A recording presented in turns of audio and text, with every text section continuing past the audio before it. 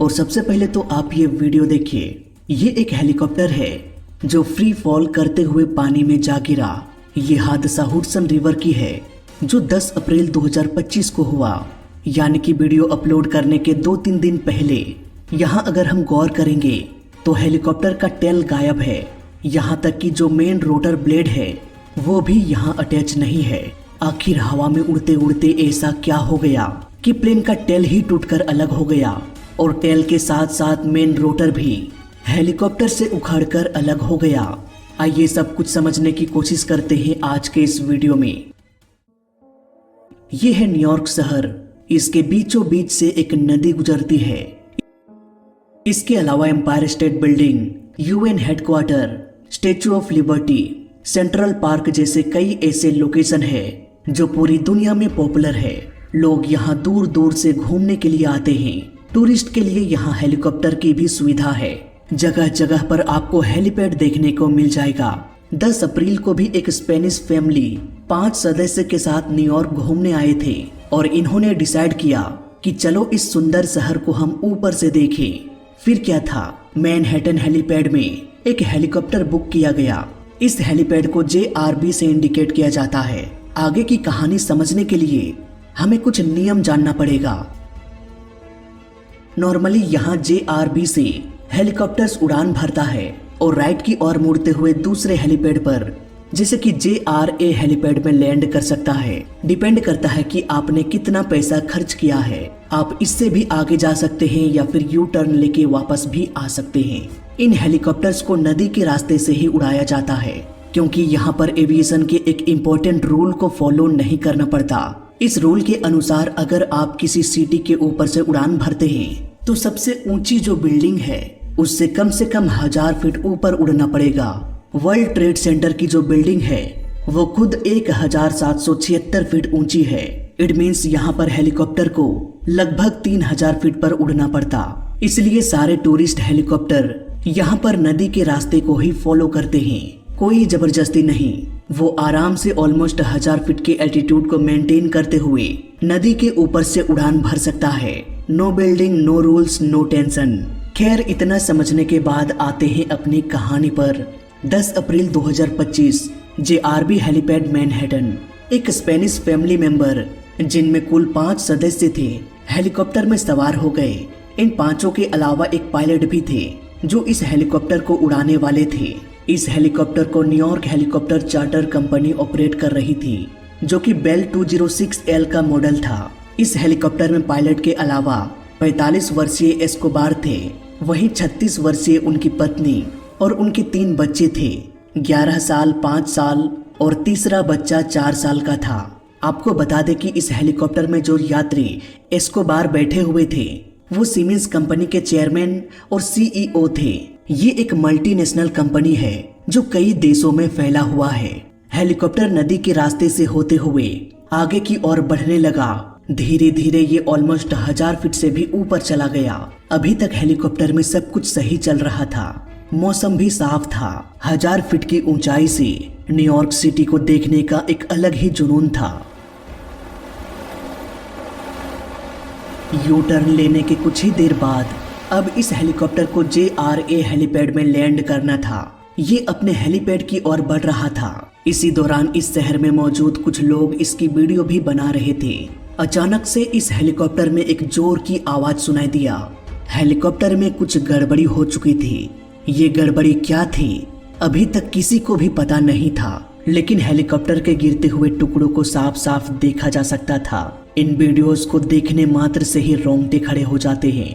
Helicopter का tell भी टूटकर अलग हो गया और इसका मेन रोटर भी हेलीकॉप्टर के इंजन से उखड़कर अलग हो गया और इसका मेन बॉडी जिसमें सभी लोग सवार थे वो उल्टा होकर नीचे की ओर गिरने लगा। 1000 फीट ऊपर से किसी पत्थर की तरह हेलीकॉप्टर में सवार सभी लोग सीधे नदी पर जा गिरे। बचाव के लिए लोग तुरंत पहुंच गए, पर अफसोस सभी लोग मारे जा चुके थे। एक पूरी की पूरी फैमिली जिसमें 3 मासूम बच्चे थे वो अपने माँ बाप के साथ हमेशा के लिए दुनिया छोड़ दिया।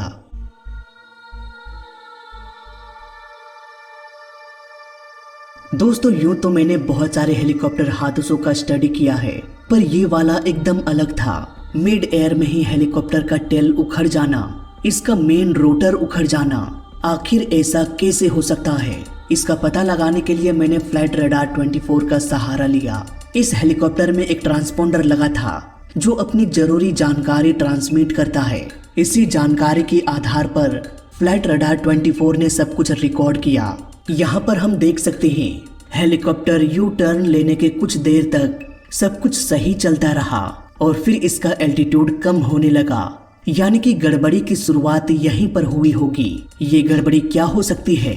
मेरे अनुसार इसका 3 कारण हो सकता है। पहला, कोई पंछियों का झुंड इससे टकरा गया होगा और हेलीकॉप्टर का मेन ब्लेड टूट गया होगा। दोस्तों, होने को तो ऐसा हो सकता है, लेकिन इसकी संभावना मुझे ऑलमोस्ट ना के बराबर लगती है, क्योंकि वीडियो रिकॉर्डिंग में कोई भी पंछी हमें दिखाई नहीं दे रहा। ऊपर से रडार के डेटा में भी हम देख सकते हैं, अगर पायलट को कहीं पंछियों का झुंड दिखाई देता तो जाहिर सी बात है वो अपने रास्ते को बदलने की कोशिश जरूर करते, लेकिन ऐसा कुछ भी नहीं किया गया है, इसलिए यहाँ पर हम पंछी वाला ऑप्शन हटा देते हैं।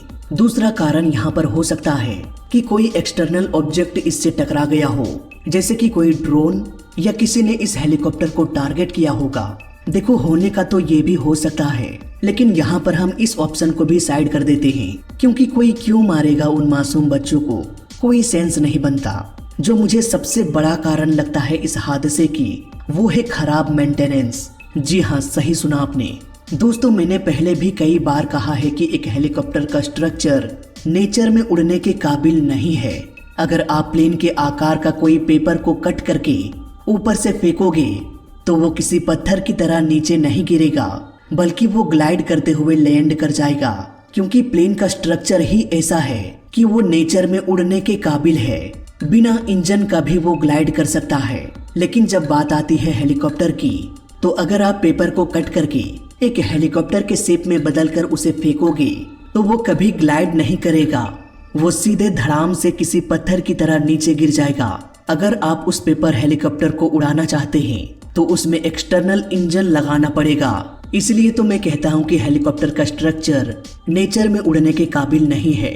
हम इंसान जबरदस्ती एक बड़े से रोटर को ऊपर में फिट कर देते हैं। इस रोटर के घूमने की वजह से हेलीकॉप्टर गोल गोल ना घूमने लग जाए, इसलिए इसके टेल में भी एक छोटा सा रोटर लगा देते हैं ताकि ऑपोजिट फोर्स को काउंटर किया जा सके।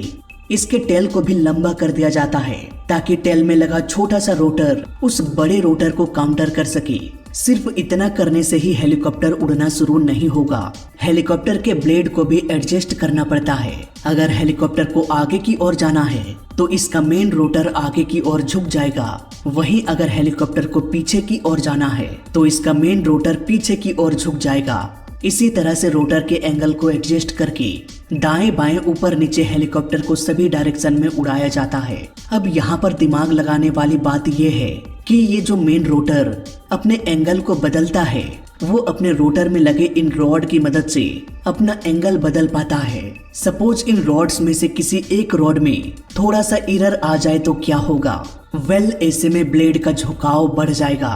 अगर पायलट हेलीकॉप्टर के योग को पूरी तरह से पीछे करता है तो हेलीकॉप्टर का मेन ब्लेड पीछे की ओर झुक जाएगा, और अगर रॉड में थोड़ी सी ऊंच नीच हो गई तो इसका ब्लेड सीधे हेलीकॉप्टर के टेल को चीरते हुए निकल जाएगा। और इस तरह से एक ही समय में हेलीकॉप्टर का टेल भी टूट सकता है और हेलीकॉप्टर का मेन रोटर भी उखड़ सकता है, जैसा कि इस हादसे में हमें देखने को मिला है।